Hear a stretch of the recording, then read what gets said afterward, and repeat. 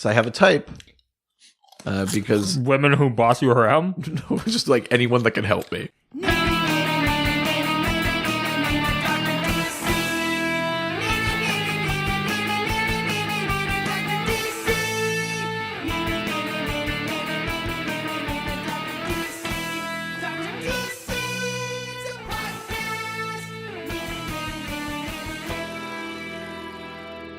Welcome, residents of the Dr. DC podcast.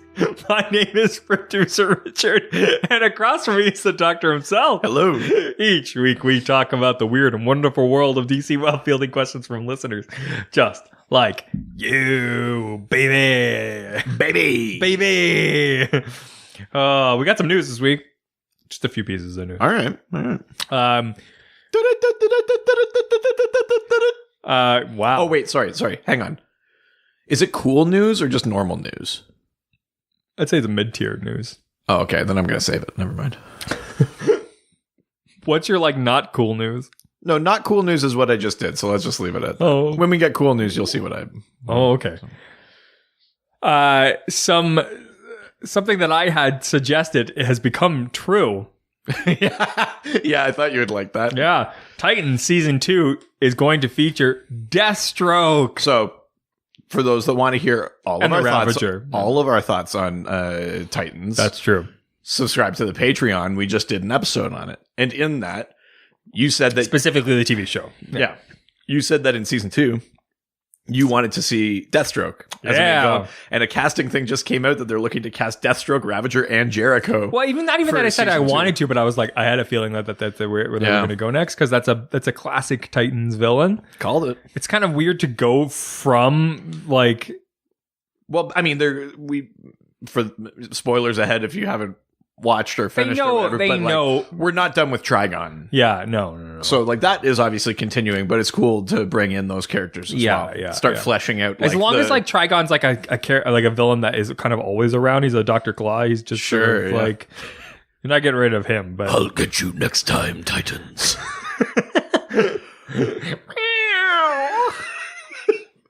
But yeah, I'm excited for Deathstroke. I feel like you led with Trigon, which is tough. Well, Trigon's such a big one, right? But that's I don't know. That's kind of also Trigon and the nuclear family. Yeah. I feel like it's tough to. But the thing with Trigon that makes is that the thing that brings the team together is Rachel, right? So it's Rachel Ray. Yes, yeah, Rachel Ray, aka Raven. Yeah, that's so Raven. Yeah, her cooking is so Raven. No, but you know what I mean? You bring Trigon in because that way then the story is about Raven, and because she's the young one, they are all sort of the young one. They're all sort of joining forces to help her. It's a good way to bring those people together. So what do you feel about Deathstroke? I'm all for it. I'm very excited. It's kind of hard to fuck up Deathstroke, right? I mean, the one thing I'm not so sure of is, how DC is pretty weird about some characters being in multiple incarnations. Deathstroke's one of those ones. They made Arrow stop using Deathstroke, even though he was the best villain they had. That's true. And then they made him stop. And then they let Arrow use him for a bit, and then they made them stop using him again because Joe Manganiello was in that post-credit scene in Justice League. So now with Deathstroke, I mean, it's the Titans. Deathstroke has to be in there, but I'm wondering if they're also just sort of abandoning ship on the film Deathstroke sort of thing. Oh, I think without a doubt they are. I think he could still fit as a villain in a Batman film or something like that, right? But I wonder if they're just sort of, or maybe they're just loosening the fuck up, which is the other option where they're just you know what? We may or may not get to this, but it's good for the story in Titans to have this character in there. Let them do it. Could you imagine if Ryan Reynolds played Deathstroke? Right, because he's also Deadpool. That'd be the ultimate wink to the audience. I do hope that they play him older. The one in Arrow is a pretty young guy. They kind of grade some of his hair a little bit, but Deathstroke is meant to be older. Well, CW is all about hot people, right? So, yeah, there are hot older people. But but this isn't CW, so I think that they have a better opportunity to do something that's a little bit against. Yeah, I think that's what I would hope from that casting. But yeah, it's cool to bring in like Ravager and Jericho as well, like his kids. So yeah, pretty cool stuff. Next piece of news is that we got a first look at Lex Luthor in Supergirl, and I don't hate it. I told you. I know. I think he fits with that world, like John Cryer is the guy that he was from 2.5 Men. He got cast as Lex Luthor. Ducky. Yep. Oh yeah. He fits that world, right? And that's more important than just like objectively, like there is no sort of objective who is Lex Luthor. It's about the context, right? Yeah. Like, in a different type of movie, Jesse Eisenberg's performance would have been the perfect Lex Luthor. It's not exactly right for the movie he was in. Yeah. But and Michael Rosenbaum is so iconic from his Smallville Lex Luthor. Mm-hmm. That's maybe still my favorite live action Lex is him. But yeah, John Cryer, he looks the part. He looks right. So yeah, I'm sort of interested to see where that goes. Yeah, absolutely. Looks like he's in prison. Yeah. It's an interesting image of him. I'm curious how they're going to bring him in because... Well, Lena Luthor is on that show. Yeah.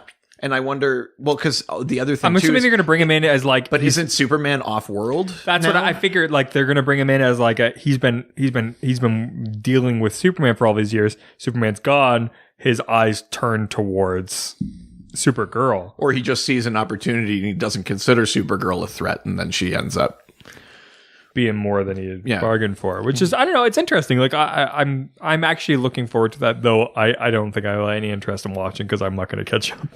I thought you were. I was, and then blah. Sure. Like how far did you get before that set in? Like halfway through season 1. Yeah. I can't have such a hard time getting through season 1, and then Punisher came out. It's just the criminal underuse of the Martian Manhunt. I know it's not his show; like he shouldn't be the focus. But then I almost wish he wasn't in there. Yeah, because he's so. The more you start figuring out that he's Martian Manhunter, the more you're just like, yeah, okay, so whatever, get back to him. Underused versus like what his powers are. It would have been better to just make that guy actual Hank Haywood. Well, that's the problem too. Is that the whole time you're like, wait, if that's Martian Manhunter, like, get the fuck everybody out of here. Like, just have him deal with it. Yeah, like, why even have the DEO? Right. He should just be sitting in front of a computer and then be like, all right. Like, here I go. Yeah, it's stupid. I just... No, let's put some human lives in the way. Yeah, exactly. Surplus population and all, Oh, yeah, maybe that's what it is. Yeah, that's got to be it. All right, third piece of news here is... I mean, the bit of it, the actual news piece is not that interesting, but it brings up an interesting conversation. So, M. Night Shyamalan reveals if he would make a Marvel or DC Comics movie. Oh, okay. His answer was more of just like, sure. Yeah, I was going to say, yeah. Not that interesting, but the conversation is like, who would you like him to make a movie around? Well, but here's the thing. Do we have to take M. Night Shyamalan now? We can't get like early to mid 90s Shyamalan. Yeah, but have you watched some of his more recent stuff? I still haven't seen Glass. Because Glass is Split was pretty good. I liked Split. Split was so good. I did like Split. The grandparents' house one was really good. No? There's a whole one where like a kid. I don't think I've seen a Shyamalan movie since The Happening because I was like nope. Okay, so basically what happening was between Happening and Last Airbender. The Last Airbender was the big fall from grace, but I feel like his indie stuff that he did after that was actually really good. Sure. The grandparents' house one, I can't remember what it's called, but it's basically about this kid who gets like sent off to his grandparents' house who he's never met because they were like estranged from the family for a long time. And then he slowly figures out that like the grandparents that he's staying with are actually people who killed the grandparents and are like posing as them. Yeah, it's very good. Huh. It's such a good movie, but I think like indie movie version of M. Night Shyamalan would, if he's got that, because I think he's realized where he went wrong and has made adjustments. And his more recent stuff, like Glass, is not a low budget movie, and it's no, but it also doesn't it's not like a $200 million film either. So I'll say where I would love to see him in the world of is like Mr. Miracle's recent run. I think. But Ava DuVernay's got that one. I know. Because the New Gods movie, they said, is going to be largely focused on Mr. Miracle and Big Barda. Yeah. But it's not that specific new run. Like, it's more New Gods than it is Mr. Miracle, I think. I mean, it could be. Yeah. But, I mean, that... Yeah. We don't know very much about it. Yeah. What about you? Did you... See, I actually wouldn't trust Shyamalan with the New Gods. It's too big. There's too much mythology. And he fucked that up with Last Airbender. The last time that something had a lot of like story or world building, I don't want it explaining that movie. I don't want bad. New Gods. I just want that story, that recent. But that run, you need the New Gods for because it's all about the war and things like that, right? Like you can't do the one without the other. I don't know that I want it. Okay, just good M. Night Shyamalan, The Village, like. Maybe like a Animal Man kind of thing where you can maybe play with the idea that he has some like retconned origins in the comics. Cause I'm trying to throw him a twist because that's sort of his bread and butter. Right. But like in the original comics, Buddy Baker gets his powers from aliens, but then it's later retconned that like the Red had to give him powers, but his daughter is meant to be the Avatar. He's just holding on to the powers to keep her safe until she's ready.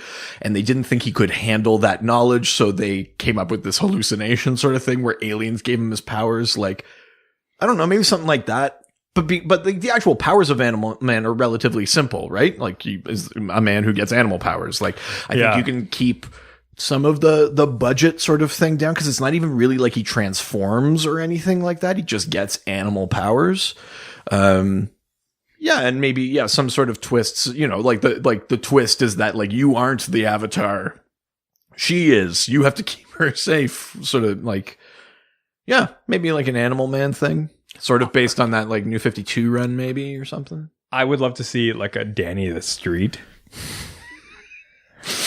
I think that like you could do it like almost like a short story sort of vibe. I don't know that I'd want to see a feature film.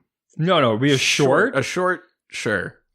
I think it would be great to do like a Now, is it Danny Street specifically, or do you just mean like Doom Patrol? Like give Danny the Street. The weird ones, yeah. Danny the Street. Okay. I would love to see like an anthology series of DC where it's just like some of the weird characters, and you just get a bunch of short films. So it's like Danny the Street, and it's just about like it's all surrounded around this like mysterious stretch of road. I've changed my mind. Okay. The Spectre. Ooh. And specifically like the Gotham by Midnight run from a few years ago, because the big thing with the Spectre, he's like this, he's the spirit of God's vengeance. Okay. Who takes possession of the soul of Jim Corrigan, who is killed. So Jim Corrigan is undead, and also host to this like fragment of God, basically, that is in pursuit of vengeance. And the big criticism is always like, why doesn't the Spectre kill the Joker? Like, he must deserve it by this point. Yeah. You always get this sort of vague explanation of like, no, there's like a master plan, blah, blah, blah, blah. It's not his time. And then it's revealed in that Gotham by, here's another twist thing. Ooh. In that Gotham by Midnight book, it's revealed that like Jim Corrigan always thought that he was going where the Spectre said they needed to go and judging the people that he thought the Spectre said needed to be judged. And the reveal is that Jim has been in control of the Spectre the entire time. So like he's been the one deciding people's like ultimate like celestial fate, heaven or hell, blah, blah, blah, blah, blah. And that was the big twist in that series, was that like it wasn't the Spectre leading him. It's that he basically has some of the power of God and he's been exacting his own version of judgment on people. I mean, he's constantly having to live up to his brother's mid-90s rock and roll career. Corrigan. The world is a vampire.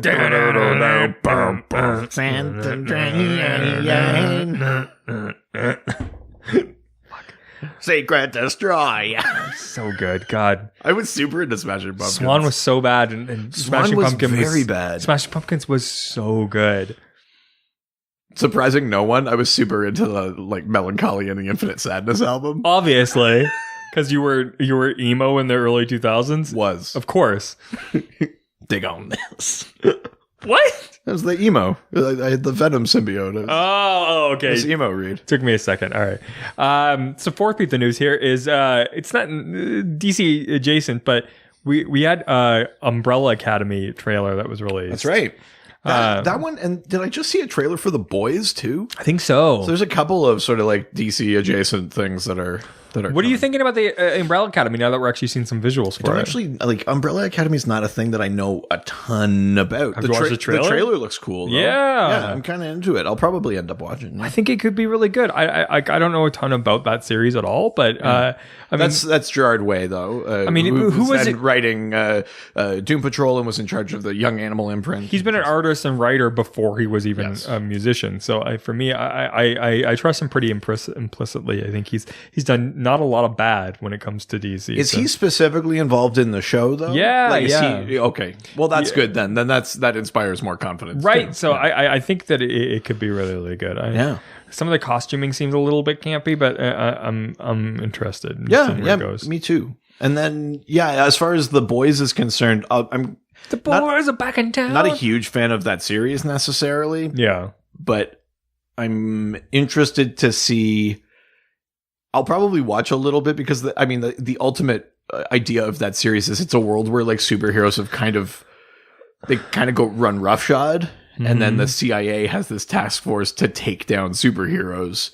But the superheroes, like the main group, is called the Seven, and they're Justice League analogs, which is like they're awesome. Yeah. And that's the one where then DC later did like a pastiche of them and made it a different Earth. So they did like a parody of the parody. So I'll probably watch a little bit of The Boys just to sort of get a look at the Seven and stuff like that. But yeah, I'm interested. I like all this sort of like lesser known run comics. Like I have more indie stuff that's getting out there. Yeah. Although I think both of those have pretty like decent followings. Umbrella Academy and The Boy. I mean, obviously it's not Batman, right? But like, yeah, for sure. And the last piece of news is, I mean, we've talked this to death, but I think this is a great flag to kind of fly. Aquaman tops Dark Knight Rises officially. It is now the highest grossing DC superhero film ever. Like, God, that's got to feel good for you, right? Aquaman. That's got to feel real good for you. Aquaman came out and the world got wet. Hashtag the wetter the better. Hashtag put the dog down. It's awesome. But it's, again, it's one of those... Hashtag hit the pit. What was it? Hashtag bully the pitbull. Oh. Hashtag fuck you, Mr. Worldwide. Hashtag dog the dog. Yeah, hashtag cage the dog. I don't know how you're doing this. It's because you're a dog owner. That's true. I got a lot of hashtag leash the dog. Ooh, that's a good one. Yeah. But yeah, no, I mean, like I love that movie. It's a ton of fun. It throws a ton of things in there. There's lots to look at. It's visually exciting. I mean, I don't think there's very much not to like about that movie. And you don't really need a ton of background because outside of people reading those comics, most people don't have a ton of background on Aquaman. So it's not like you're coming in with a lot of expectation. Yeah, I mean, they walk you through it. Like, here are the 7 Seas. Here's what Orm needs to do for his plan. Here's what... But even like the 7 Seas... Here's what Arthur's got to do to stop him. Even the 7 Seas are like a newer thing. So it's not like... Yes, yeah. You're not even...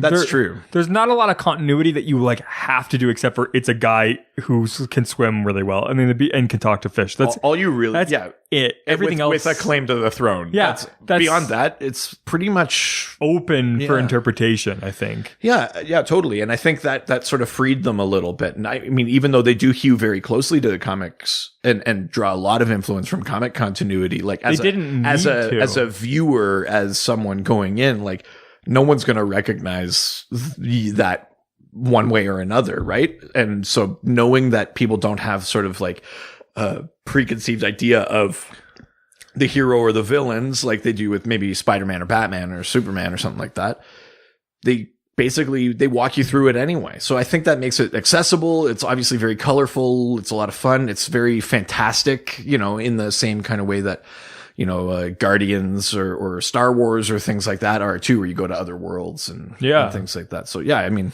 it doesn't surprise me it was doing well.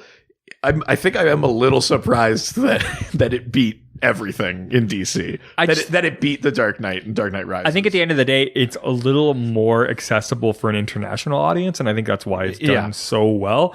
It's not like there's a lot of like deep, intricate acting that's going on. No, so it's a thing that can do very well from a subtitle standpoint.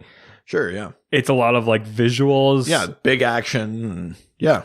The acting is a little stunted, so that you can really just you kind of get what's going on and don't need a lot of understanding the subtleties of whatever their culture is, right? So yeah, I think that it really is set up to be an international film, and I think from that standpoint, I don't think that they did it intentionally, but it totally works from that. Yeah. So because it's awesome. It doesn't surprise me in some ways, but it does surprise me in the fact that it's like Aquaman, like.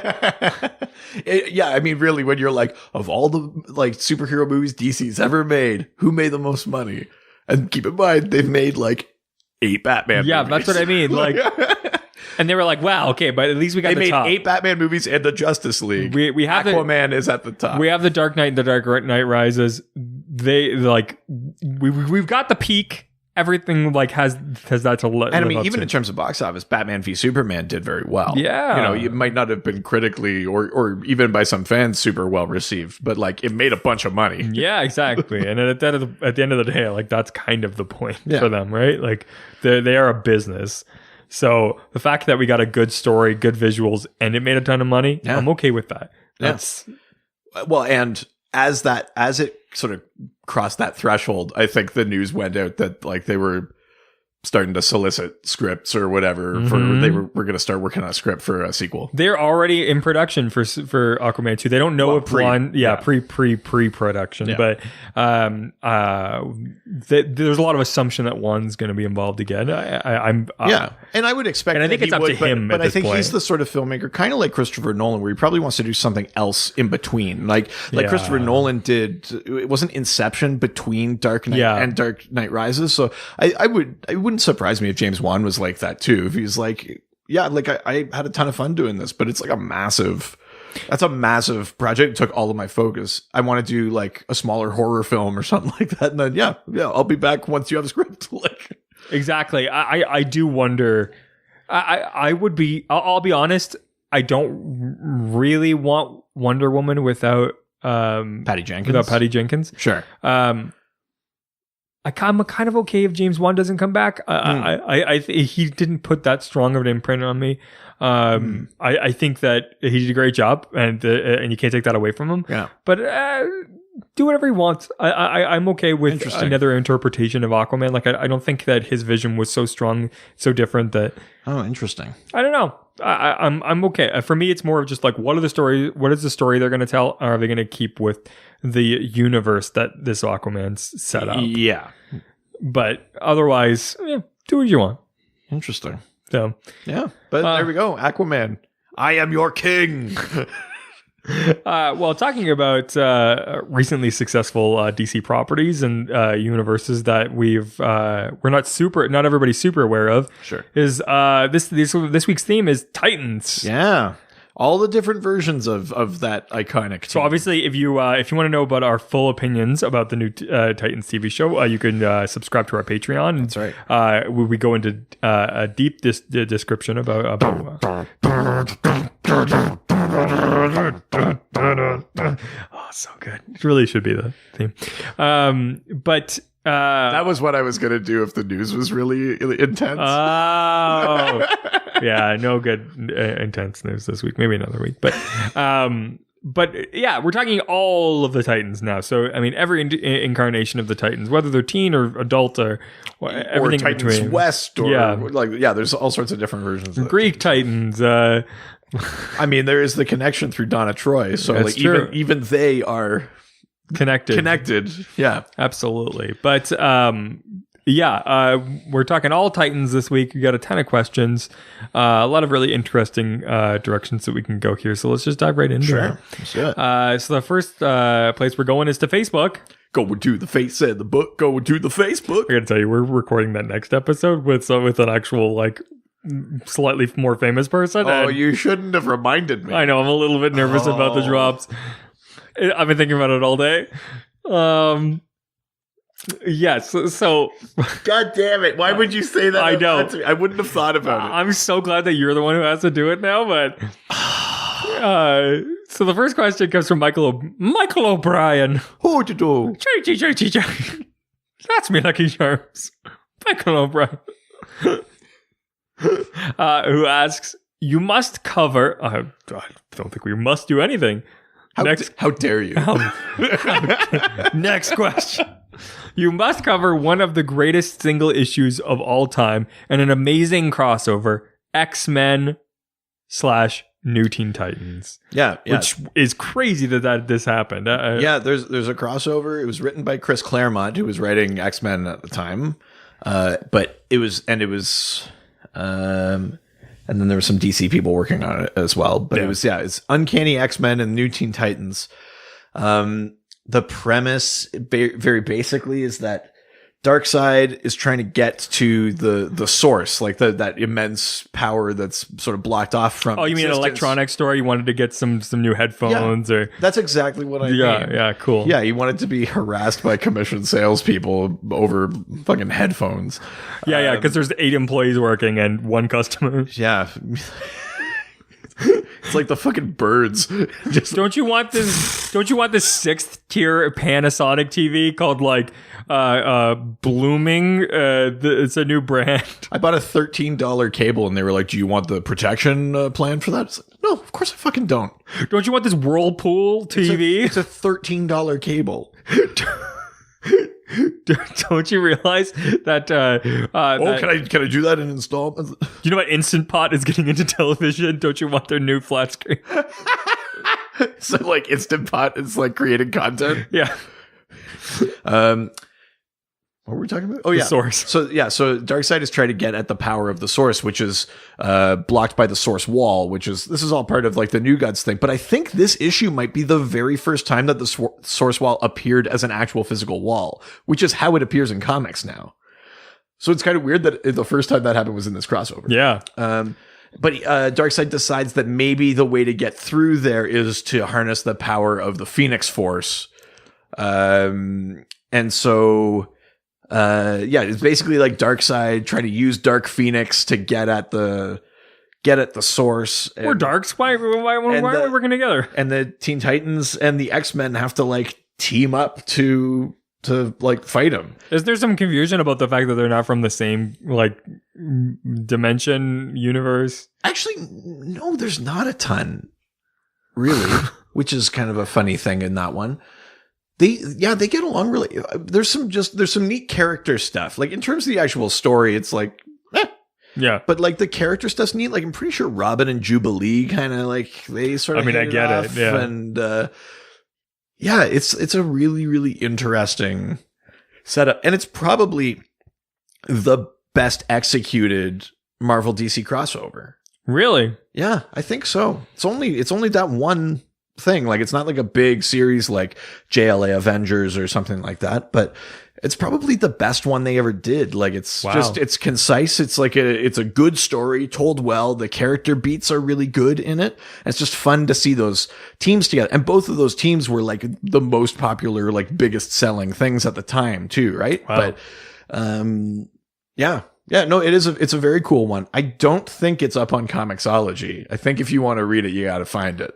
Ooh, it's crazy. And when did it come out? Late 80s. I mean, it wouldn't be impossible to find. It's not like it's not easy, but people that have it are probably hanging on to it for sure. Yeah. But it's pretty neat. It's pretty cool. That sounds really awesome. Yeah. All right. Next question comes from Andrew Delgado. Oh, the most interesting question asker. That's the same voice as Roland Sabas. Roland Sabas. Are you telling me that I don't have a lot of characters to pull from? That was so close to Jean Valjean. Oh no! Le dernier des hunters des hommes de Mars. Jacques. Andrew Delgado asks, although his voice really changed. Although some of the Teen Titans have grown up and become Titans, Super Todd? I clearly your ear hasn't been adjusted to the intricacies of my many characters. I'm so sorry. Yeah. I believe that Super Todd would be someone like, although some of the Teen Titans. Sorry, it was like Super Todd on Downers. Although, Super Todd on Oxy. Although, who really cares? Jesus. I mean, Falling on some hard times. I mean, why do I even, I don't know, fucking kill myself? Yikes. Feeling not so Super Todd right now. Hey, what did Andrew ask? Andrew asks, although some of the Teen Titans have grown up and become Titans, it still feels sometimes like they have failure to launch. Like when the Justice League grounded them and broke them up a while back, what do the older Titans got to do to get some in-universe respect? Eventually join the League as Wally and Dick have before, make a new independent team to rival the Justice League, or just stay the course as Titans and say, fuck Batman? Yeah, I mean, this is a fair question. That's not even that long ago. What do they got to do? No respect. That's nice. Thanks. Oh. Hey, nice suit. It's like I'm with a free bowl of soup. Hey, you Bad News Bears, you want to... wait, no, he did the one with the soccer team of little girls. That's right, yeah. Such a creepy movie. It sure is. I'm 3 beers in. I don't know what's going to go on. What was I going to say? It's the 4th time I've lost my train of thought this episode. You have a lot of rails, a lot of editing ahead of I got a lot to talk about. Yeah, no fucking big difference in any other episode. So that wasn't even that long ago that the Justice League broke up the Titans, and that was not the Teen Titans. This was the older one. Like that would have been the first generation Teen Titans. So it was like Dick Grayson as Nightwing, Garth as Aqualad, Donna Troy, Roy Harper as Arsenal, Wally West as Flash. It was that team, and basically there was a story in Titans where they come under attack from a future version of Donna Troy called Troya, who basically is on this destructive warpath. And some other things had happened in the team, like Omen was kind of a sort of double agenty for a little bit and things like that. But basically at the end of this Troya incident, Batman decides Batman and the League basically decide unilaterally that the Titans, because they don't have their own affairs in order, are more of a danger than a help, and he breaks them up and forbids them from doing missions and things like that. Yeah. And Dick just kind of goes with it because he kind of agrees, but it's like that's a problem. And the current version of Titans reports to the Justice League. Miss Martian is like the Justice League liaison on the Titans. So basically the Titans are just like a team operating at the discretion and command of the Justice League. Oh, wow. Yeah. And like a subcommittee? Kind of. Yeah. Wow. So there's this aspect where the Justice League is basically they have to keep tabs on them, right? That's why Miss Martian is on that team. So yeah, there is a sense that maybe they don't get the full respect that they deserve. And I mean, Dick was Batman for a bit. He was on the Justice League. Wally has been on the Justice League as Flash. These things have happened.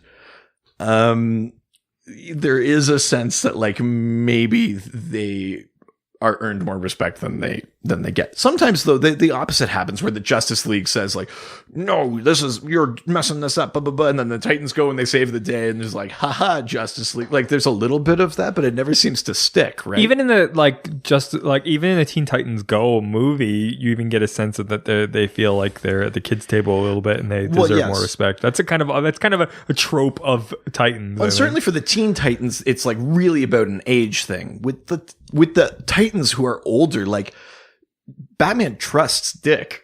Yeah, I would think it's kind of crazy a little bit that group doesn't get more respect. But then again, they are like more hot-headed and things like that than their league counterparts, right? Just because they don't have the experience and things like that.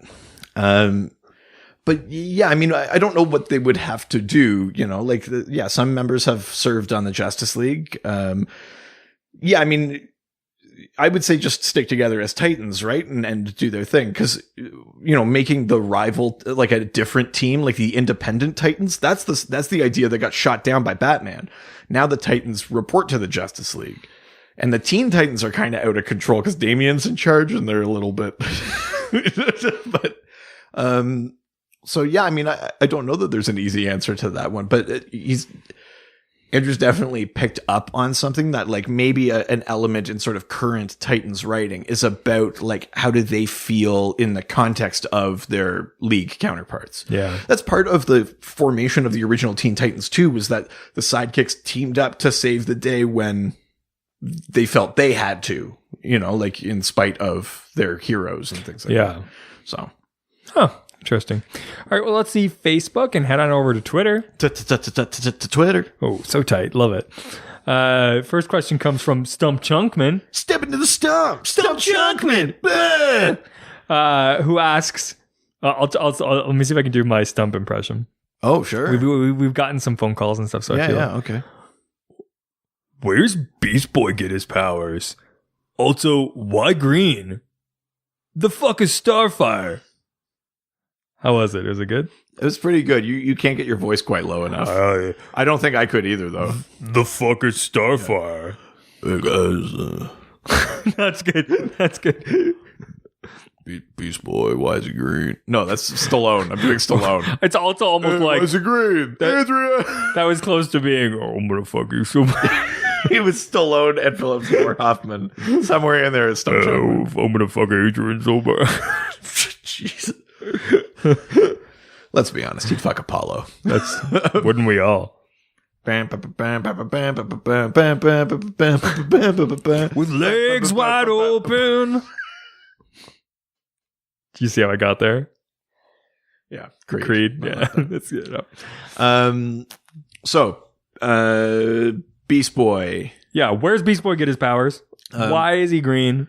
And the fuck is Starfire? Beast Boy gets his powers. He's bitten. Well, he gets this sort of disease. It's a disease. And he's dying, and he's given this serum from that's extracted from like a green monkey or something like that, and it saves his life, but it turns him green and it gives him the ability to morph into different animals. That's like the pre-crisis version, and that's why he's green. In the New 52, his powers are explicitly tied to the red. Even though he's green. Well, in the New 52, they made him red. So that makes more sense to me. Which made sense for the powers, but then everyone was like, you're supposed to be green. Nah, nah, nah. And everyone got like fucking upset about it because that's the only thing people are capable of doing. The internet and nerds get upset about something that has to do with... green.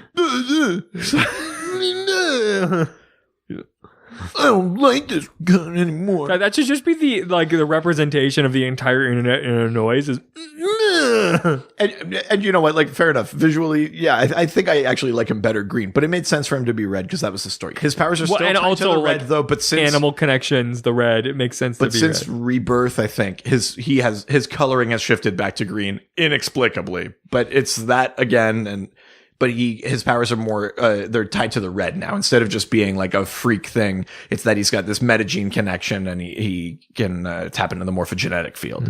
So that's sort of where his powers come from. And a little bit about his coloration. Was the third question not about Beast Boy? Yeah, it was the fuck is Starfire. Right. Like just generally?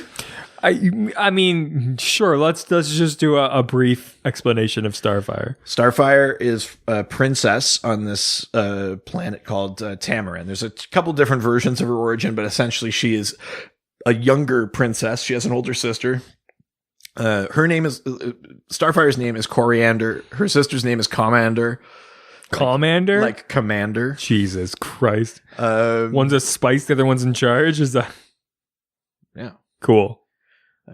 Yeah, coriander could have been the sixth Spice Girl. Coriander, turmeric, cilantro. No. Commander's everything nice. They just and one's name is like Honey, so they have sugar, spice, and everything nice. Now we're just talking about the Powerpuff Girls.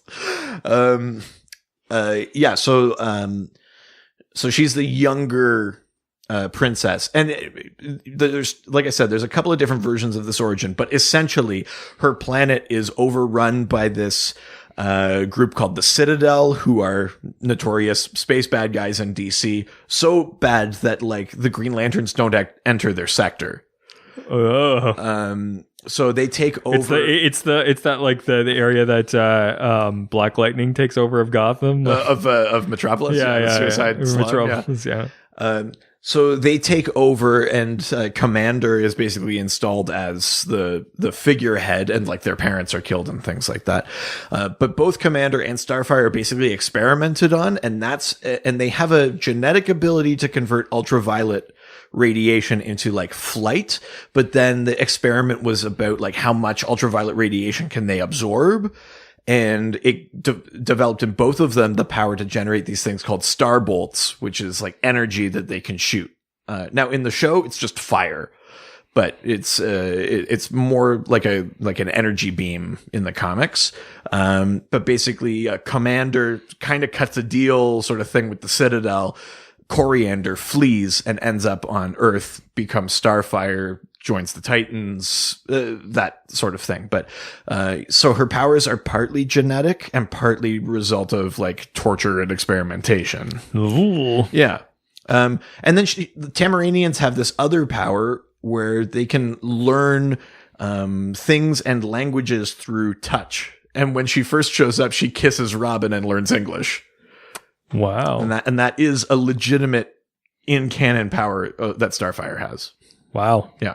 That's awesome. I wonder how much of that is going to be included into like season 2 of Titans, and if they're going to dive more into her abilities, because we haven't really seen much of her abilities. We have seen her speak different languages, but if she came across one that she didn't know yet, she had to give someone a smooch. I'd be curious, because you can kind of at first assume that it's like, oh, she's just had a very like crazy past, and maybe that is something. And there's the feeling in that show too is there's such like a sort of spy sort of feel to her off the get-go. Exactly, that you think that she's just like an international spy who's got obviously these abilities. Yeah. And then only at the end do you really find out who she actually is, and then it's just like they don't even address it because you're like episode 11 at that point. So yeah, it's not necessarily her most crucial power, but it is tied to her. It's maybe the power that's most tied to her personality, which is very open, fluid sexuality. She does not really experience like shame or embarrassment. She's very comfortable with. Yeah. She is who she is. She likes what she likes, and that's fine. Yeah. She's actually like a very empowering character that way, when not explicitly drawn just to be looked at as like tits and ass. Yeah. But when she owns that herself, very empowering. Absolutely. Yeah. All right, let's go to the next question. Comes from Kyle Cravens. I like this as Wes's son. Ooh, yeah. This is my son, Kyle Craven. Oh, Kyle Craven. So what is this? It's Constant Craving by Katie Lang. Jesus Christ! Why do you know a Katie Lang song that well? Why wouldn't I? Because it's she's a national treasure. I guess. Kyle Craven. Oh, now Kyle's got a drop, apparently. Who asks, do you think there is room in the DCU for a Titans and a Teen Titans comic, or is having both overkill? I don't think it's overkill. We've had both now for a bit. And I'm not currently reading the Teen Titans one, which is Damian and like Emiko Queen as Red Arrow, and it's got Wallace West as Kid Flash, and it's got Roundhouse and Crush, who is that's Lobo's daughter. I'm not reading that one, but they these characters have been around so long that like there is a new younger generation. It actually, I think, makes the most sense to have, Justice League, Titans, Teen Titans. And then hopefully once Doomsday Clock is done, we'll also get at the top of that Justice Society, right? You get like a 4-generation kind of structure in the superhero community. I don't think it is too much. I mean, maybe sales wise, like just as a business, it is, but in terms of story or character or things like that, I don't, because there are people that grew up with sort of one or two versions of the team, and they want to see those characters, like anyone from sort of Donna Troy and Roy Harper all the way through to like Raven and Beast Boy. And then there are people that want to see these newer characters that don't have a ton of history behind them, like Damien or Emiko or Wallace or stuff like that. So I do think it's important that for story purposes, they have sort of their own paths they can chart. Absolutely. All right. Well, next question comes from Richard. Is this your doppelganger, Richard? It's my time remnant. Oh. That was the hand thing. Yeah, I just realized no one can see me. Yeah, I know. I was doing it. You love to do those visual gags in this. Yeah, I'm great at podcasting. I like when you like move your hands towards things as if people can see what you're. King of podcasts. This is why we need to get 30 reviews so people can see all of the hand movements and gestures that you already. Just watch. I get shy about it. I don't do anything. Just sit still. You're just like really stiff, staring at the camera, shifty eyes. Richard asks, Dream Titans movie cast. Ooh, okay. Not just actors, but team members, plot, villain, etc. I think I like a kind of combination of the old Titans and then like that new Teen Titans sort of eras. So to me, you get close to it with the sort of current-ish Titans lineup. You'd get like Dick Grayson, Donna Troy, Wally West, Garth, Roy Harper, but then I'd probably also throw in like Beast Boy, Raven, Starfire. Which is maybe like, that's maybe too much of, that's too big of a team. Maybe that doesn't work in a film, but I think some version of that. Obviously I didn't throw Cyborg in there, even though he's a new Teen Titan. Cyborg has been claimed by the Justice League in film, so let's let him live there. That's a promotion. In terms of who to play some of these characters, that's a considerably harder question, I think. This is going to sound like weird casting, but I'd be really interested in seeing like Stephanie Beatrice as Starfire. She plays Rosa Diaz on Brooklyn Nine-Nine. But if she wasn't doing her like Rosa voice, like if you ever hear her in an interview, she's actually very bubbly, very like... Yeah, it's weird. I think she'd be a very good Starfire. I think so too. For that, you know? I think I'd be into that.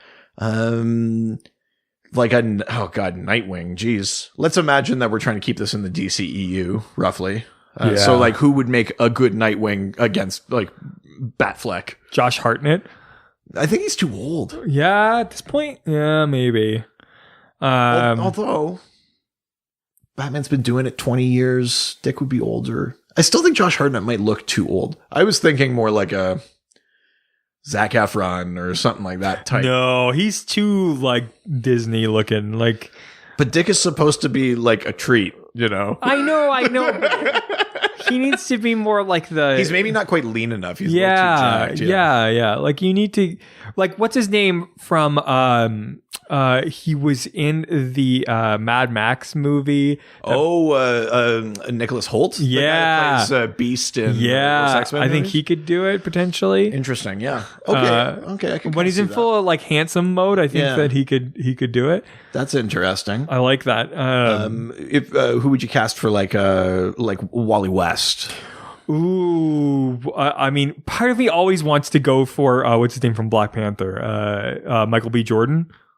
Oh, ooh! I mean, he is amazing in everything. But that's just me going like, isn't he great? Sure. But he just is good. Yeah. So you're also going for a Wallace West as opposed to Wally. Oh yeah, I mean that's interesting. I think I like that direction a little bit more. Okay, cool. It would also be fun to do one as more of like a comedy type character. Yeah. Like getting somebody like Sam Richardson. Yeah. Sam Richardson. He's from Detroiters.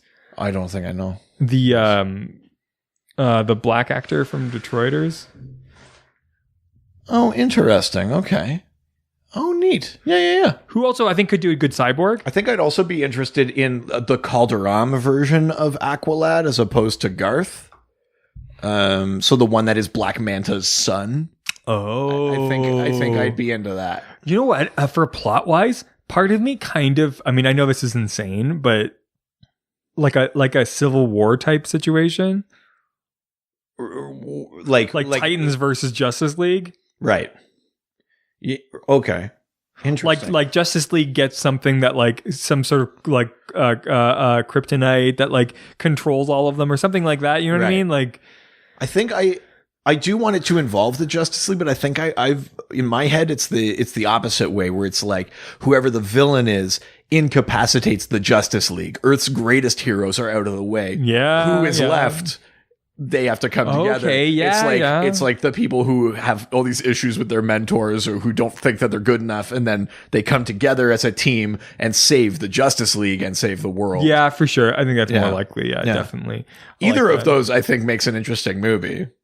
I mean, you've already done the Civil War thing, so there's no point of repeating it. But yeah, I mean, the savior hero thing has also been done. That's Mystery Men. Yeah, Mystery Men is basically a Teen Titans movie. They're these guys.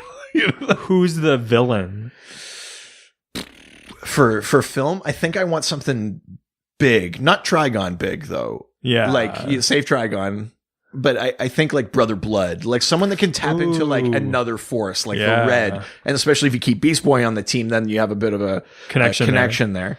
But something that isn't just like Deathstroke, who's just a good assassin, like something a little that requires some powers, you know, like a.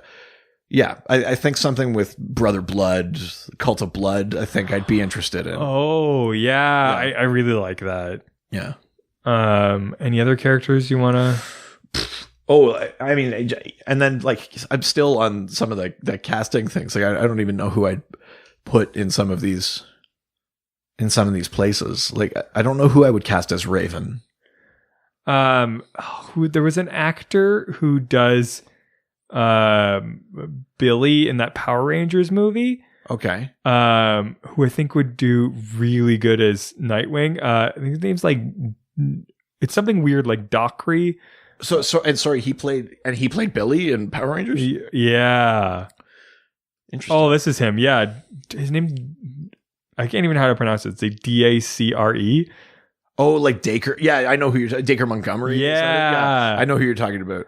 Yeah, he would be a good Nightwing. That's a very good call. That. I agree. Yeah. Actually, yes. He's a really good actor. I feel like he would do. I'm into that. Yeah. He played the fucking douchebag from Stranger Things season 2. You didn't watch it. It's fine. It's an amazing show, but you don't like good quality things, so it's fine. I'm just not. It's playing on a nostalgia I don't care for. 80s, but it's that like Spielberg 80s. Like I could give a shit. Like. If I never see E.T. again, I'll be fine. Yeah, but it's only just vaguely, and it's doing it well. Like even I'm not that sure, big. I'm sure it is, but it's just like I'm not even that big of a fan of that of Spielberg stuff, and I think that is really good. It's just good. Yeah. You're missing out. But lots is good. I can't watch everything. I would would almost say between Future Man and Stranger Things, I would say watch Stranger Things. I'll probably watch Future Man. No, and I know you're gonna love it. So I'm not like I'm not butthurt about that, but I'm just saying. All right, let's go to the next question. Sure. Coming from Raging G. Calm down. Yeah, geez. Calm down. Calm that G down. But next time you send a question in, you better just be like kind of fuming G. Temperate G. Temperate G. Raging G asks, Judas Contract. Should we forget it? I first saw Raven trying to stop Trigon or trying to find peace with her evil powers a few times here and there. Did she have any interesting stories back in the day, or was it just the same pattern? So these are two separate things. Those are two separate questions. So first, Judas Contract. Should we forget? So we've talked a little bit about Judas Contract because they didn't make it into an animated movie, but it's probably maybe the most iconic Teen Titans storyline. It's the one where Robin becomes Nightwing. Oh, okay. It's the one where they are betrayed by Terra Markov, aka Terra. She has like Geo powers. She's the younger sister of Breon Markov, Geo Force, who's a member of Batman's Outsiders team. and she betrays them. She's working with Deathstroke. That's the story where like Deathstroke's like hooking up with her, and she's like 15, and he's like 50. Yes. Like all of that kind of shit. That's where we've talked about it before because it's super horrible. Creepy. Yeah. I think that was in our inappropriate moments episode. So. Yeah. Issue 69 for sure. Should we forget about it? I mean, like, if he's asking if it's still canon, I think it is. Because I think there's been enough references to things like the death of Jericho and things like that. Because the thing that sets off Judas Contract is that Deathstroke wants retribution for the death of his son. And he blames the Titans. And so I think there's been enough references to those things that we can safely assume that Judas Contract has happened, especially in this rebirth era as continuities are kind of getting smoothed and things like that. So I wouldn't forget it that way. I mean, the thing to forget or to, if you're going to erase anything from the continuity, let's erase the pedophilia. Yeah, please. But no, I mean, like in terms of impact or things like that, I mean, it's like I said, I think it's like the Teen Titans story. It's the most important one. Unfortunately, yeah. Well, I mean, yeah, that part of it is unfortunate in the way that like the general treatment of Barbara Gordon is unfortunate in Killing Joke, but Killing Joke is an important piece of the Batman puzzle, right? Yeah. Yeah, I mean, I would, we shouldn't forget about it for that. I mean, if there's a defining moment, you know, in there, it's Robin becoming Nightwing, right? Like, what's the ultimate goal of the Teen Titans? It's that these people are stepping out from the shadows of their mentors and becoming their own heroes themselves. Yeah, those things, like that Deathstroke is so easy for him to take out the Titans because Tara's been sending him info on their weaknesses and strategy and all that kind of stuff. Like that moment becoming Nightwing is like, now you can't account for this. I'm not Robin. This is something new. I'm bringing something new to the table. I'm becoming my own hero. Blah, blah, blah, blah, blah. Like that's a big, important piece in what makes the Titans interesting at all. So yeah, no, definitely don't forget about it. Just forget about that really gross little bit in there. Yeah, if possible. Yeah. The second question was about Raven. Yes, so it's I first saw Raven trying to stop Trigon or trying to find peace with her evil powers a few times here and there. Did she have any interesting stories back in the day, or was it the same pattern? I mean, yes, they were interesting, but to Raging G's point, that's kind of her thing. Yeah. For the most part, if the story is about Raven, it has something to do with Trigon. It's not always like stopping him from invading, but sometimes it's about, you know, like her connection to him, or just her dealing with the fact that she's related to him. Like she has her own darkness on the inside that she has to fight, even if it has nothing to do with dimensional boundaries being torn down or things like that. Or there's at one point, Trigon has 3 sons. They have to fight the sons of Trigon. There's always some sort of connection to that in a Raven-centered story. But I don't necessarily think that's uninteresting. I think it's only uninteresting when the only thing is whether or not Trigon himself invades. But if you're finding different versions of it, like we stopped Trigon, but I still have this darkness in me, like that's just part of her character. In the way that Batman is never over his parents, in the way that Superman, you know, loves his adopted home, in the way that like lots of characters have a thing they don't get past. Mm-hmm. That's part of it. Yeah. So I don't necessarily think it makes it instantly uninteresting. But to be honest, a lot of Raven stories involve Trigon. When she is more secondary to the story, like where it's not about her or her powers, then there's some stuff, you know, about her and Beast Boy have a sort of on again, off again relationship through the continuity. And that stuff is very interesting. Beast Boy is a really good influence for her. And she's a very grounding influence for Beast Boy. So their connection, like the way they play off each other is really neat. But there's not necessarily a whole arc about that. You know what I mean? Like those are the moments you get when they aren't the central focus of the action. So yeah. And I mean, currently in Titans, Raven is on the team. And they've been dealing, again, with her soul self, but it has nothing to do with Trigon, but her soul self has been captured on this dimension called Unearth, and they've gone to go try to get it back. and it's been corrupted. So Raven is basically fighting herself. But again, this is a version of good Raven versus bad Raven. Like, it's still that idea of, because she has this demonic ancestry, there's this darkness in her that she has to contend with. It's a different version of that. Yeah. It's exciting, it's new, but it's still based on the same sort of thing. Yeah. Awesome.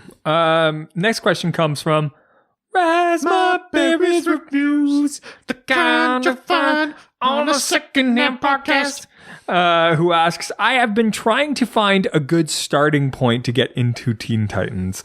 So what would you recommend? Also, if you could form your own Teen Titans with just a team of 6, who would you choose and why? So first, how do you start with Teen Titans? What's the good jumping off point? A good jumping on point is the start of the new Teen Titans, that Marv Wolf and George Perez series. That's the one that's called the new Teen Titans. It's called the new Teen Titans, and that's the lineup that's not all the original sidekicks. That's the one that's like got Cyborg, Raven, Starfire, Beast Boy, like that sort of thing. I think that's the one to jump in on. Even though the original Titans are great and interesting, like by the time you get to the 80s, stories are being written a bit better. Yeah. And things like that. It's more, New Teen Titans is more interesting. And then you'll get things like these cool arcs and some character moments and Judas Contract and stuff like that, right? Like, so I would start there. I think a bunch of that stuff is available digitally on Comixology. But it's also, they'll be relatively easy to find, at least single issues of. I would definitely like that. That's an important run, that Wolfman Perez run for sure. Jeff Johns did a bit of Teen Titans work that's worth checking out, but it's not quite as good as Young Justice. So I would probably like read his Young Justice stuff over his Teen Titans stuff. Yeah. And then, to be honest, I actually really enjoyed the Titans stuff, including Titans Hunt, that started basically when they were like, we're going to start edging towards reintroducing the Rebirth continuity. So that's when did that maybe start? 2016 or something like that. But that's where like the original group of like Dick, Garth, Donna, Roy start getting back together. And then, when Wally returns from the Speed Force during DC Rebirth, he rejoins the team. That all the way through where we are now, which is kind of an interesting lineup of like Kyle Rayner, Miss Martian, Donna Troy, Beast Boy, Raven, Steel, like Natasha Irons. Oh yeah. Like it's a cool lineup. I'm really liking that Titans book. But if you're looking for a good jumping on point, it's got to be New Teen Titans. That's probably the cleanest break, the easiest entry is that one, that like Wolfman Perez run. Yeah, for sure. And so what about if you could form your own Teen Titans? Not specifically for a movie. I think your Teen Titans need, at least in the beginning, to have a Robin. Yep. Doesn't really, to me... I mean, it's got to be either Dick or Tim. We know what Damian's Teen Titans look like. and that's not really how Jason rolls. Yeah. So it's basically Dick or Tim as the lead. I think you kind of need to have, you need a Wonder Girl. Can be Donna Troy, can be Cassandra Sandsmark. You need a Kid Flash. What am I? I think I like having Superboy. I like Con-El being in there, and that's obviously a later edition. That's post Young Justice and stuff like that. That's the 2000s. But yeah, but I like having Superboy in there. I think in its initial concept for Teen Titans, I like that the most, where it's the younger generation, the sidekicks, becoming the heroes and creating their own group. Exactly. A Superboy, a Wonder Girl, a Robin, an Aqualad, a Kid Flash. You know who I would love to see who's never been in the Teen Titans? Min Lee. Oh, interesting. Because I mean, we've never gotten a young Green Lantern in. Well, I guess technically we're getting it. Well, it's not Min Lee. We're getting a new one called Teen Lantern. I just think in Bendis's Young Justice. it should be Min Lee, though. I think like a young, like Vietnamese Green Lantern. He's like 13 years old. He's the perfect age for it. It makes the most sense. That's true. It does, because it's nice to have younger versions of all the heroes, and I do agree that way. You get some diversity there, like. But there's something about that power set that makes that interesting too, because it's like a 13-year-old with incredible focus and indomitable will is like kind of a sociopath. Kind of would be an interesting addition to the group. Yeah. Well, there is a new version. She's a female. She's from Bolivia. Oh, that's cool. And that's in Bendis's new Young Justice run. I didn't know that. That's she's awesome. the Teen Lantern. But from the images, it looks like she doesn't have a ring. It looks like she's got like the old like Krona gauntlet that Hal had for a bit when he was kicked out of the Corps. Okay. So it's like a prototype piece of technology before they figured out the ring. It's like, that's what it looks like, at least in the drawings. I haven't read Young Justice 1 yet. That's awesome. It looks like that sort of green gauntlet sort of thing. That's awesome. Yeah. Yeah, but I think we both agree that like the best version of Titans is when like I love having Cyborg and things like that, but I do like the version where it is the teen like sidekicks. Yeah. It's that generational thing, right? Yeah. Which is what's neat about Infinity Inc. Those are like the children of the Justice Society, right? Like it's a different, they're not necessarily teenagers, right? But it's that idea of inheriting some sort of generational responsibility. Though I do think that you need a Beast Boy in there, and he's not really the generational like step from anything. But I still think that it's funny. Each of those teams are so different in a way, but each of them is kind of cool. Like that like Robin, Cyborg, Starfire, Raven, Beast Boy team is like pretty dope. Yeah.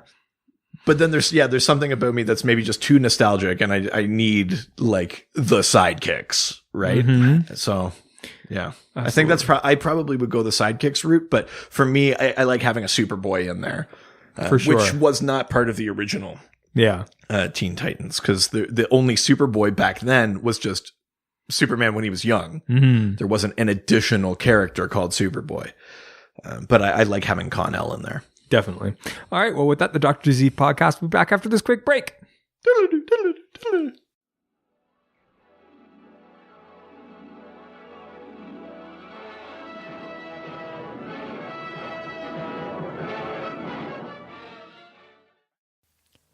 Hey, residents.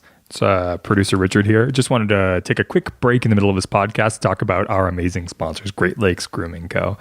Just want to talk to you about a couple of different products that I actually use almost every day. I just used a peppermint lime lip balm. It's awesome for chapped dry lips. It smells really good. You don't get that weird sort of like thick goopiness that you get from some chapsticks. It's great. It's super affordable, and definitely something that I cannot sort of exist without. The air is very dry up here, and I definitely need a lip balm all the time. The other product is the Noble Selves hair styling cream. I've got pretty thick hair, and I tend to have a hard time finding hair products that work really well. Either they're too thick and they get sort of like stiff in my hair and feel really hard, or whatever, or they don't hold strong enough, and then I have to put a ton of it into it, and so it becomes expensive as well. This has like a medium to light hold, but honestly, it's got a super soft feel, and it actually does the job that it needs to do. It holds my hair in whatever position kind of I want to put it in. It's perfect for everyday use and casual styles. It is a water-based styler. You're not getting a ton of those terrible chemicals that you would with some of the off-the-shelf stuff. But because of that, it washes out super, super easy. Great Lakes Grooming is meant to be easy to use, ready, rain or shine. It's one of the only like sort of styling companies that I actually can continuously go back to, and it's something that I used before we even got a sponsorship. All their products are purposely designed and environmentally responsible in Canada. So if you're here, great, much less shipping. If not, it's totally worth the cost, and it's actually super affordable. If you're from America, you got that American dollar, so it'll even cheaper for you to buy. But they like to say it's ready for adventure wherever one may find themselves. So whether you're where we are, up in the Great Canadian North, or down in the American South, wherever it may be, you guys can definitely count on these products to be great, no matter how you need to use them. And for you lucky residents, we have a 10% off that Great Lakes Grooming is going to offer on any regular priced products. All you have to do is go to their website, www.greatlakesgrooming.com, and just use the promo code DRDC podcast. So remember that website again, www.greatlakesgrooming.com, and just use the promo code DRDC and then just podcast. Now back to the show.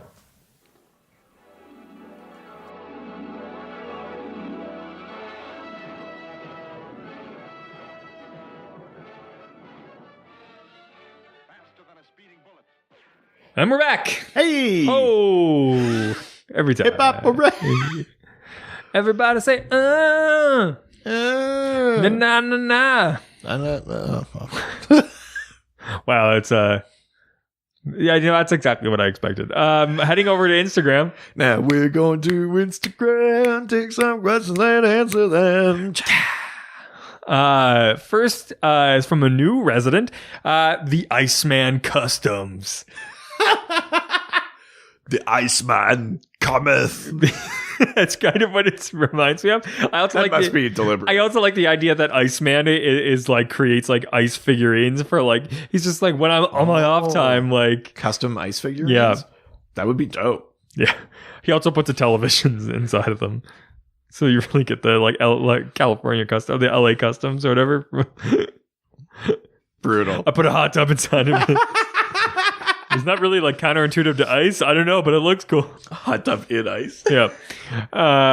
Iceman Customs asks, if you were to pick a DC character that has never been part of any incarnations of the Titans to join the team, who would it be? I mean, I just you've said Min Lee, which is that's a crazy reference. Yeah, I mean, it's tough because actually more people have gone through the Titans than you might think. Yeah. Including like Offspring, that's Plastic Man's kid. Yep. Like there's lots of sort of... What the fuck kind of like name is that? Well, I mean, it's because he's the kid, but it's also like because he can make himself into different shapes, like a spring, like he's... Also, he's constantly walking around going, every kid on the whole damn street, whoa, making beats and different every beat, whoa. It is kind of crazy, though, to have a code name that constantly reminds you that your dad fucked. Yeah.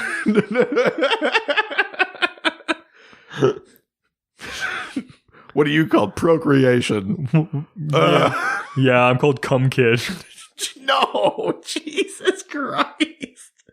Not Cum Kid. Stop writing that down. That's not even good dial talk. Things are about to get sticky. You can't use the words "cum kid." That's bad. What? He's good with the ocean. A lot of semen.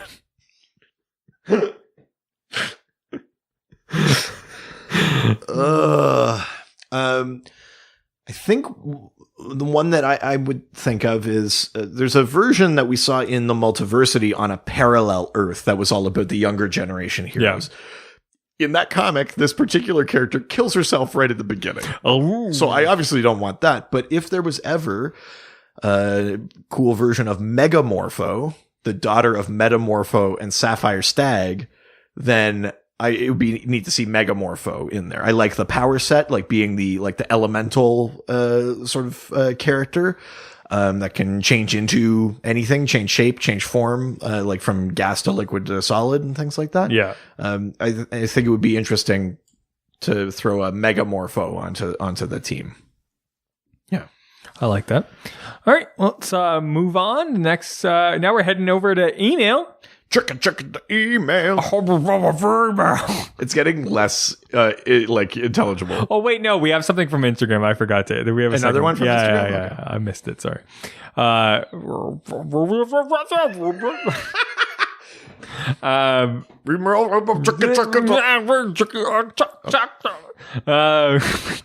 Second question from Instagram is from the real Josh Gill. Yeah, Gill. I can't believe I forgot, you sexy son of a bitch. Yeah, what's wrong with you? I don't know. Are you guys you having a fight or something? Are you on a break? I don't know. You got a lot of presents. I don't know. Well, I don't know. Have a kid. I know. That's why I'm hitting on Josh so much. Trying to get there. Oh, honey. It doesn't work like that. Yeah, you do it in the front, you get a bump. In the back, it's a heart attack. I don't understand. Real Josh Gill asks, why has Beast Boy never graduated to the Justice League? Why, while the rest of his teammates have grown up and moved on to bigger things? Has Beast Boy never been in any Justice League? That's what Josh is claiming. Even the one like really, really late in the pre-Flashpoint continuity where Starfire joined for like 3 days and then she was out. He's never even been in that one. But why? I mean, I mean, partly because even though some of his friends have joined the League, ultimately those end up being sort of temporary assignments. They always end up like sort of on a team together again. You know what I mean? Like that's, I think part of it is that they work well together. So it doesn't make sense to just graduate for the sake of graduating, right? There's also no formal graduation process. But the other thing is that Garfield Logan, Beast Boy, he has his own career too. He's an actor. He's like, really? Yeah. He like appears on TV. He appears on like a version of Star Trek called Space Trek. Oh my God. Real creative. He plays a character called Lieutenant Torque. It's good Star Trek. Yeah. So he's an actor because Beast Boy originally debuted as a character in the Doom Patrol, and his foster parents include Elastigirl, Rita Farr, who herself was an actor. So that's sort of where that comes from. So I don't know. I mean, I would suspect that for Beast Boy, the incentive to join the League would only be if it's all the same people that he'd be fighting alongside anyway. And if that's not really the makeup of it, then maybe that's not for him. Like I think he's very like he's a personality conscious sort of hero. Like, where do I work? Where do I fit? Yeah. And I don't know that he necessarily fits with Bruce Wayne. Well, that's true. You know, or even with Diana or Hal even, or some of those other characters, right? I think he wants to fight with the people that he grew up fighting with. Like, that's the unit. If I had to make up a reason, I'd say it's that. It's probably more Beast Boy's choice than like a lack of opportunity or things like that. Yeah. Absolutely. All right. Well, let's head on over to email. Check the email.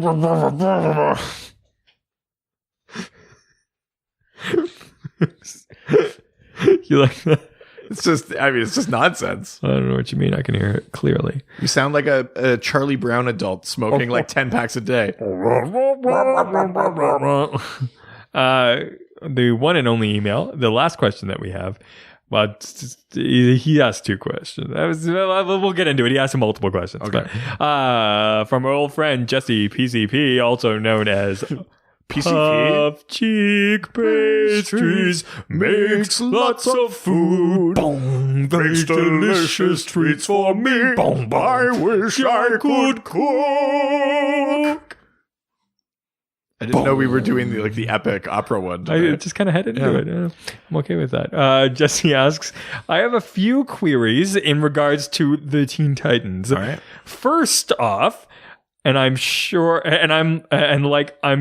was the case for many, the 2000s show was my introductions to the team. Sure. What major arcs in the show were inspired by actual comic events? Well, let's start with that one. So that show is the one that sometimes in Teen Titans Go, they'll reference, like, didn't we used to be like this? Oh, do they? That's usually with a character called Control Freak, who has the power to, like, he's basically like he watches TV and he can change their continuity. Really? Yeah.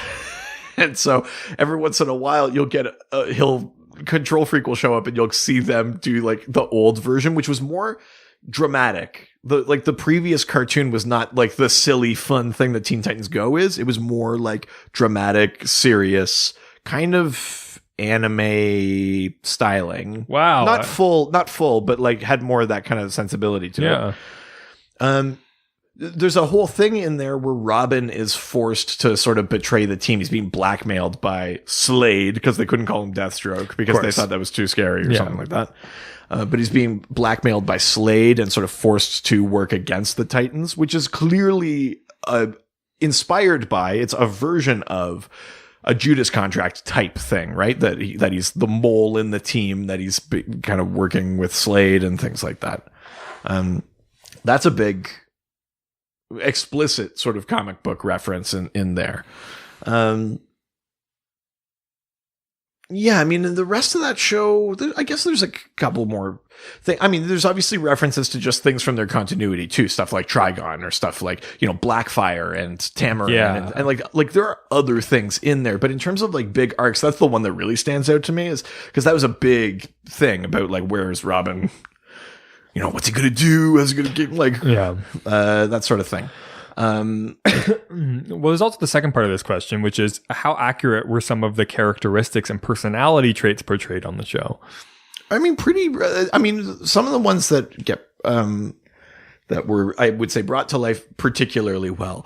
Starfire not fully understanding how things work on Earth, just being like that show plays her. Obviously, it's a show more for kids, so they don't play her like sexy, but she's very like open and emotionally available, but also very like just innocent, doesn't necessarily understand how things work. It's reflected in her speech, like she speaks weirdly, or she doesn't understand like idioms. Like if you were to say, put the cart before the horse, she would like go out and find a cart and put it in front of a horse. Like that's funny. Like Amelia Bedelia kind of sort of thing. That stuff is played very well. Like the idea that like she's learning, like she's not from around here. But also that she wants to learn. Beast Boy and Raven having sort of a connection and feelings for each other and things like that. That's a big thing. Robin sort of dealing with the shadow of the bat. That's obviously pretty true to the characters. Cyborg, so he's the, am I a man or am I a machine? He's got that kind of issue that he's working through. But actually, I'd say Cyborg in that cartoon in particular is relatively untroubled, compared to some other versions. Notably like the movie, like Justice League, but also notably this season of Young Justice introduced Cyborg, and this one is also really troubled. So I mean, do you know what? That cartoon actually is pretty faithful and it's pretty good, but it's not super gripping. Like I never got really into it. I never was like, oh my God, I need to see the next episode. It was like good, but just wasn't, I don't know, something for me was missing. I don't know that I can put my finger on what, but it just wasn't quite as, it didn't get its hooks into me the way I would have wanted it to. Well, certainly not the way Young Justice did, right? Like as soon as I saw Young Justice, I was like, what is this? And I watched everything that I could. Well, that being said, he has another part of this question, which is, what was some of your favorite moments you did not expect from the show? I guess maybe the thing I didn't expect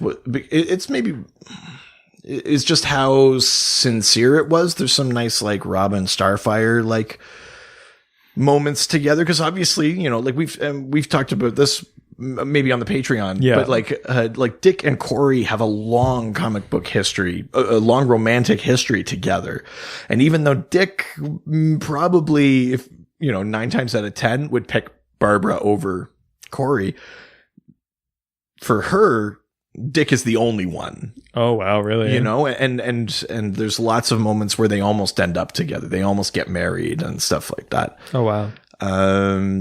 And so the show does a good job, actually, like a surprisingly good job of being sort of tender and sincere about where the feelings develop between some of those characters. But then, I guess also just, those themes of like betrayal and subterfuge and things like that, in the way that we credit Batman the Animated Series with not treating its audience like idiots. I think you can give the same credit to that Teen Titans cartoon for being like, here is a story about very tough decisions and gray morality and like some really like tough situations. We're just going to show it. I mean, it's not graphic or anything, but like we just trust that our audience will figure it out. Yeah. And I think that's sort of a commendable thing about that show. But again, Was it as exciting as Batman the Animated Series? No. Like, is it as definitive? No. I would say Teen Titans Go are more definitive versions of those characters than that cartoon, even though they're way campier or whatever. Totally. But in the way that Batman 66, series has carved out its own niche, that there's a place for a campy Batman, Teen Titans Go did that for them.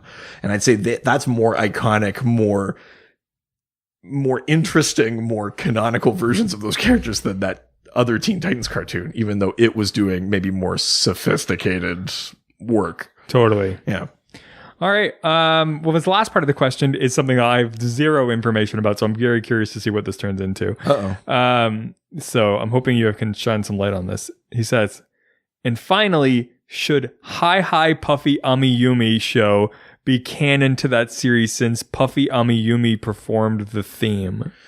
Don't know what that means. Yeah, so there's the theme song for that show is performed by a group that I think in the context of the show have a show. Oh, really? Or something like that. If I'm remembering correctly. Weird. But that feels like the sort of like bendy continuity that the cartoon Titans have gone through. Because Teen Titans Go is technically a continuation of that Teen Titans series. Really? And it's revealed in Teen Titans Go that Control Freak changed their continuity and made them cutesy and fun and whatever. Weird. And the new Teen Titans Go movie is Teen Titans Go versus Teen Titans. It's like the two versions of the cartoon like against each other. So I think because ultimately, canonically, Teen Titans Go is part of it, I think you can make weird, like, arguments like this about canon, that, like, something meta, like, they're the theme song of the show, they can also be in the show, because you can always then, based on that logic, say that there's a level on which Control Freak is like guiding things. Weird. Yeah. All right. Well, the last part of this is, and will quite nicely tie the end of the show together, is he's got a dial doc. Yes. Let's have it. The character's name is Pi Lasso. Oh, okay. A rodeo clown that can toss elemental pies, explosive, corrosive, shock, all those different types of pies, and instantly hogtie anyone when he honks his red nose. Sorry, like he honks his nose and they end up hogtied? Yes. The inspiration comes from the Spanish word payaso, meaning clown. Oh, yeah. Yeah, payaso. Wow, that is good. Payaso. Yeah, fuck, that's good. That's funny. Oh, that is the word for clown. I remember that from... This is so stupid.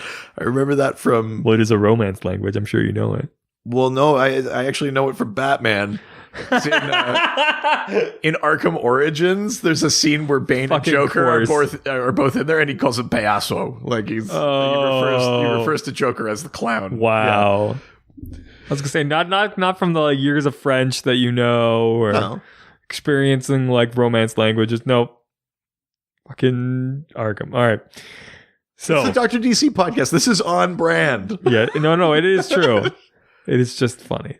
That's a fucking great dial doc. That is. Fuck. It's terrific. That's so good. Which means I'm not going to beat it, but... Well, you said you had one when you showed up, so... Yeah. So mine, I'm very, very sorry. It's Cuck Cake. You son of a bitch. You did...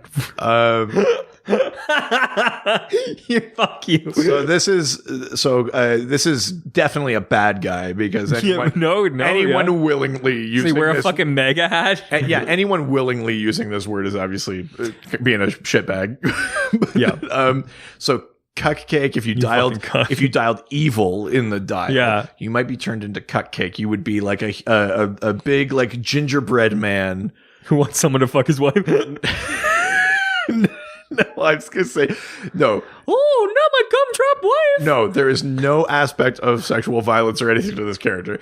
But Cuck Cake, it's more about the personality. You're this big gingerbread man. Yeah, I hope you put the frosting on her. No, Jesus, no. You're this big gingerbread man who basically, like, is a racist and a bigot. Oh, great power. Well, no, but I just mean like that's like their motivation. They're like sort of these people that would like call people SJWs or like shit like that. But then they just have like pastry abilities. Like, like they could squeeze a gumdrop and like molten jelly or something would like.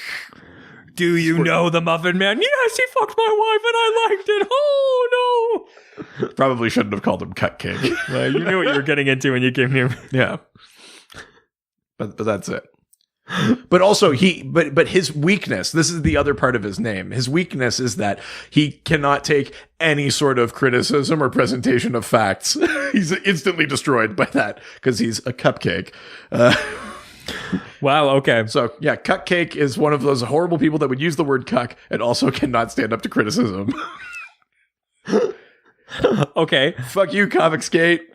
I'm saying I spent half an hour before I came over here today, like reporting and blocking Twitter accounts from horrible people. Did it feel good? It did. It felt great, but it also feels terrible because it's like I shouldn't have to be doing this. That's half an hour I could have been just like masturbating because your family's away.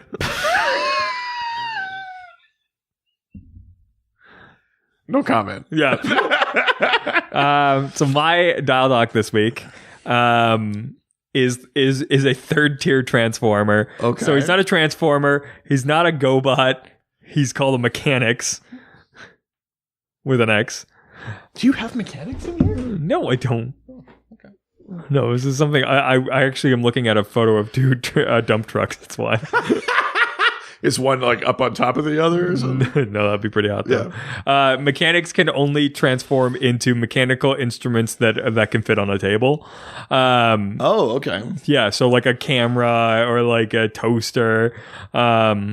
So it's really more of like but it's a mechanical instrument. It's not a digital instrument. Yes. So it would be like a film camera. Yes. Okay. Yeah. So super useless. Super useless. Except for like from like a spy standpoint, very helpful.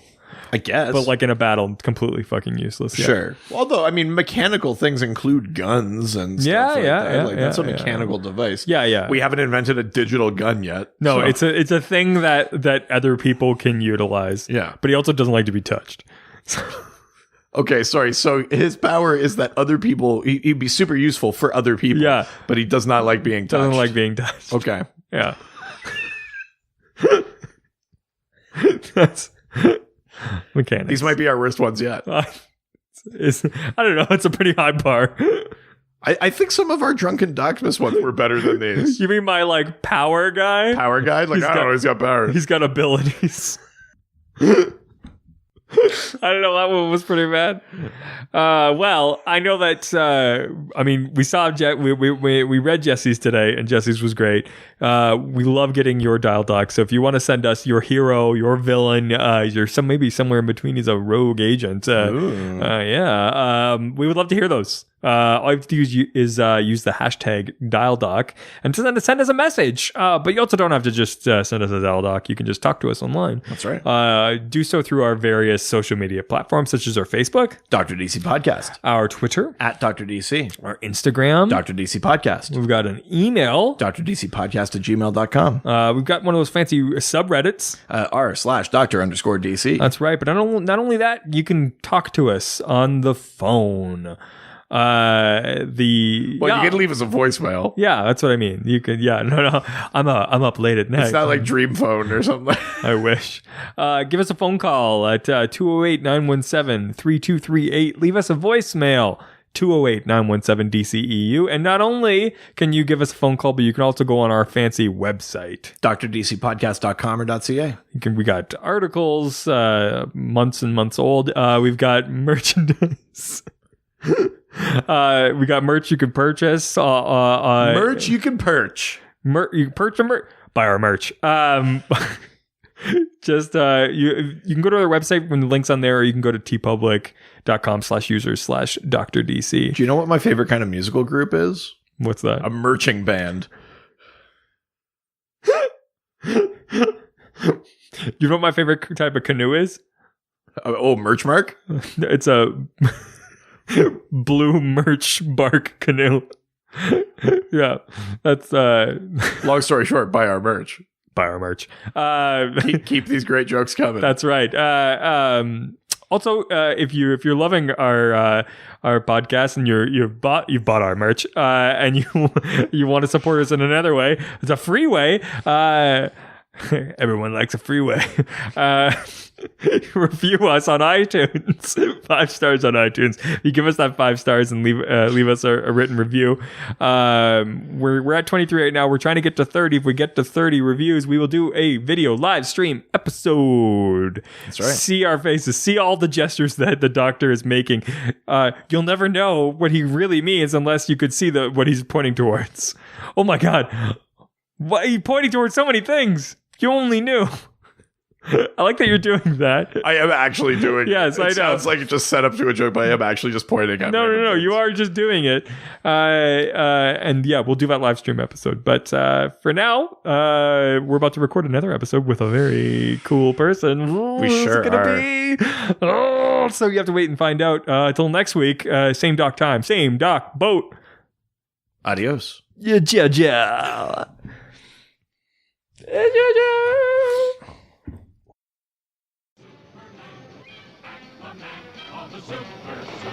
Heroes, they always fight for what is right. Live with danger and adventure, they are men of might. I just want to feel like I have to struggle just a little bit. It helps me get there. Yikes. This was a Brain Freeze podcast.